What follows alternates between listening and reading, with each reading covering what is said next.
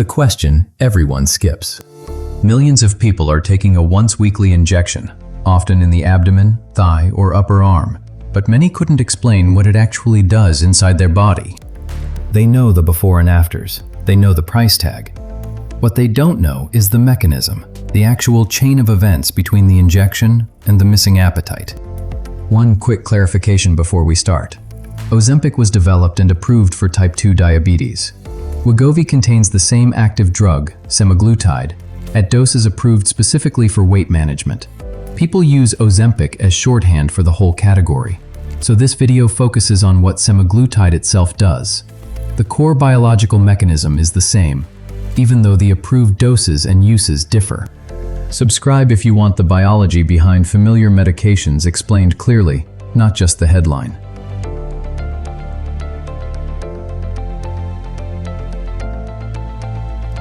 Your body already makes something like this. Semaglutide is an engineered molecule modeled closely on GLP-1, a hormone your gut releases every time you eat. GLP-1, glucagon-like peptide 1, tells your pancreas to release insulin, slows your digestion, and signals your brain that you've had enough.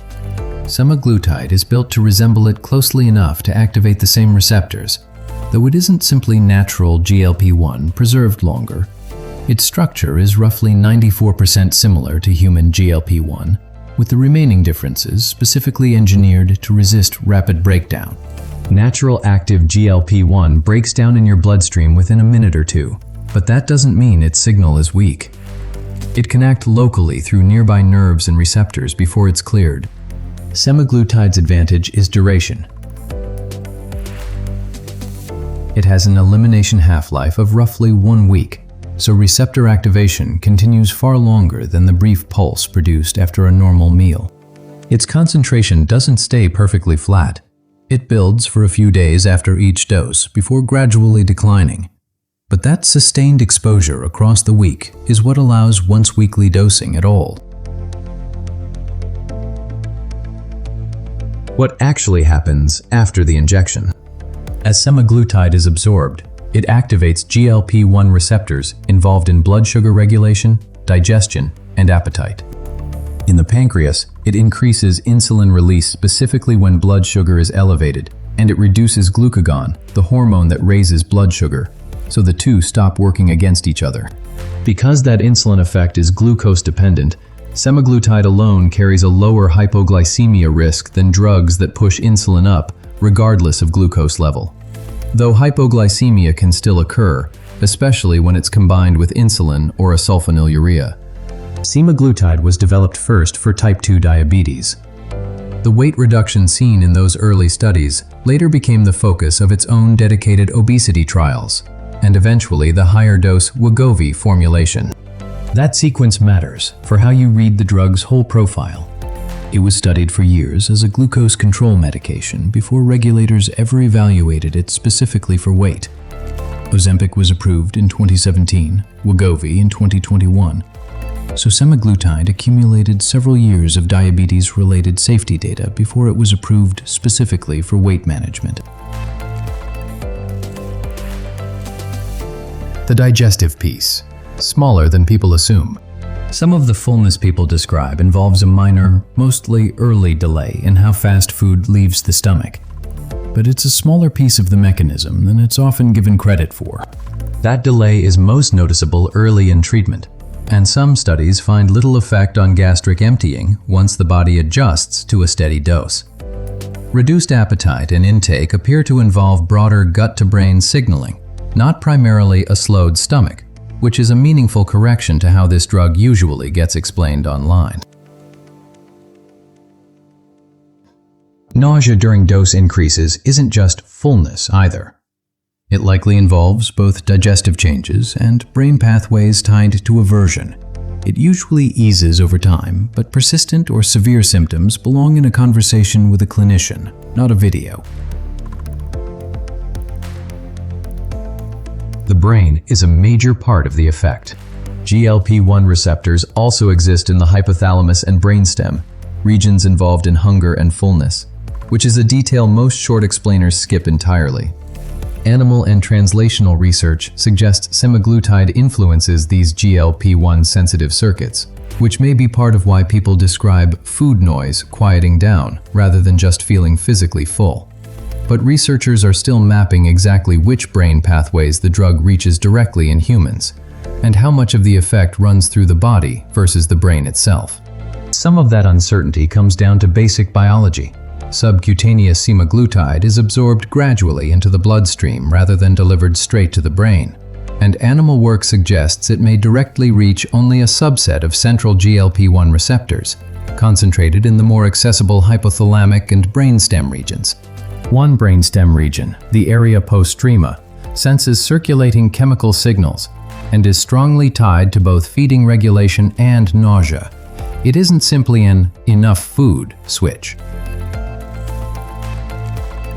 There's also early, unsettled research into GLP-1 receptors in reward-related circuits, which may explain scattered patient reports of reduced interest in alcohol or other habitual behaviors. That's not an approved use of the drug, and the mechanism isn't established. It's a genuinely open question, not a hidden feature. Why it doesn't work for everyone.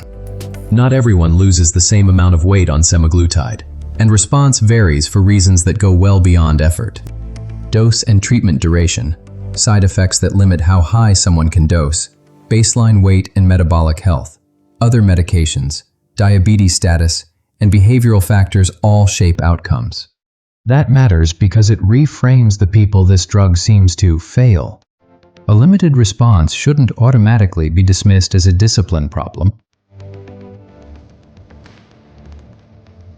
Emerging research suggests that variation in GLP-1 related receptors may also influence both response and side effects. A 2026 genetic study supported that connection, but the effects weren't precise enough to guide routine prescribing. Genetics is one factor among several, not a complete explanation for why the medication works differently across patients. What the newest research is adding. Semaglutide's story didn't end with diabetes and weight.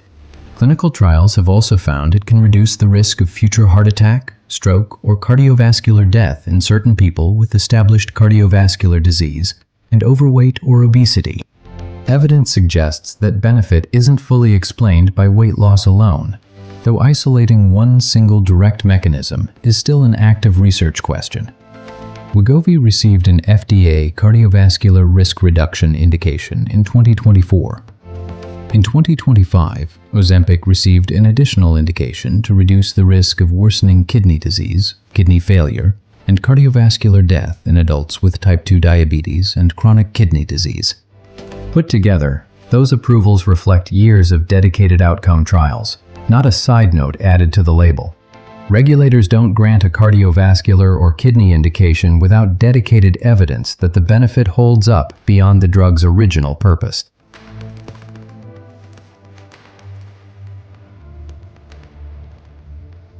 The simple version. Strip away the brand names, and semaglutide is a lab-engineered molecule modeled on a hormone your body already uses to say, "That's enough." It shifts insulin and glucagon, has a smaller effect on digestion than commonly assumed, and reaches hunger-related circuits in the brain that are still being actively mapped. This explains the mechanism, not whether the medication is right for any individual. Semaglutide has real side effects and important precautions, so questions about starting, stopping, or adjusting a dose belong with a licensed clinician, not a video. If this made the science clearer, subscribe. This channel exists to explain the mechanism, not just the headline.